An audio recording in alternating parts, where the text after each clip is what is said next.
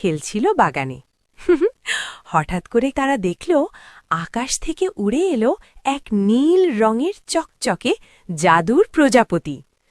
প্রজাপতিটা কথা বলে উঠল, আমার জাদুর বোন হারিয়ে গেছে, তোমরা কি আমাকে সাহায্য করবে?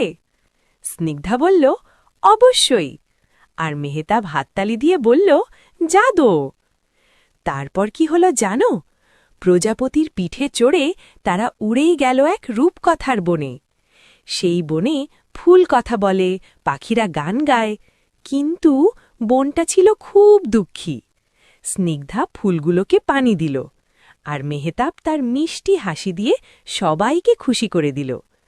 হঠাৎ করেই পুরো বনটা রঙিন হয়ে উঠল। ফুল ফুটল, প্রজাপতি নাচল, সবাই হাসল।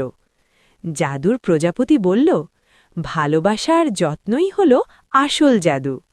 হাই বন্ধুরা, আমি তোমাদের ছোট বন্ধু। তোমাদের কি আমার ভিডিওটা ভালো লাগছে? তাহলে প্লিজ আমার চ্যানেলটা সাবস্ক্রাইব করে